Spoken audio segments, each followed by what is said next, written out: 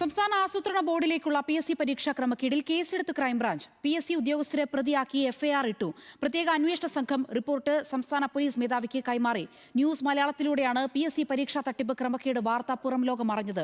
News Malayalam mega impact.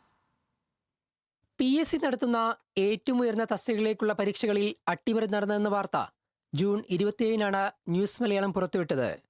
2023 July 13-നായിരുന്നു സംസ്ഥാന ആസൂത്രണ ബോർഡിലെ chief industry and infrastructure, chief plan coordination division എന്നീ തസ്തികകളിലേക്കുള്ള പൊതുപരീക്ഷ നടന്നത്. ഈ പരീക്ഷയിലാണ് ഉദ്യോഗാർത്ഥികളെ മുഴുവൻ അമ്പരിപ്പിച്ച ക്രമക്കേട് നടന്നത്. ന്യൂസ് മലയാളം വാർത്ത പുറത്തുവിട്ടതിന് പിന്നാലെ PSC ആഭ്യന്തര അന്വേഷണം പ്രഖ്യാപിച്ചു. എന്നാൽ തട്ടിപ്പിന്റെ ഗൗരവം തിരിച്ചറിഞ്ഞ സർക്കാർ പിന്നീട് ക്രൈംബ്രാഞ്ച് അന്വേഷണം പ്രഖ്യാപിക്കുകയായിരുന്നു. 100 മാർക്കിന്റെ പൊതുപരീക്ഷയിൽ 58 മാർക്കിന്റെ മൂല്യനിർണ്ണയം നടത്താതെയാണ് റാങ്ക് ലിസ്റ്റ് പുറത്തിറക്കി നിയമനം നൽകിയതെന്ന് SIT കണ്ടെത്തിയിരുന്നു.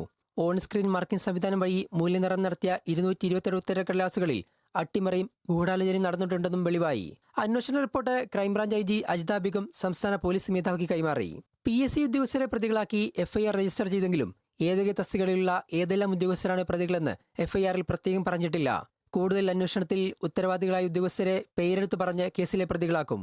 ഉദ്യോഗാർത്ഥികളുടെ ഭാവി വെച്ച് ബന്ധാടിയ ഉദ്യോഗസ്ഥരിലേക്കും രാഷ്ട്രീയ കേന്ദ്രങ്ങളിലേക്കും അന്വേഷണം നീണ്ടേക്കും. ഇതിനു പുറമെ പിന്നോക്ക വിഭാഗം വികസന കോർപ്പറേഷനിലെ ചില തസ്തികകളിലേക്ക് PSC നടത്തിയ പരീക്ഷകളും നിയമനങ്ങളും അന്വേഷണ സംഘം പരിശോധിക്കുന്നുണ്ട്.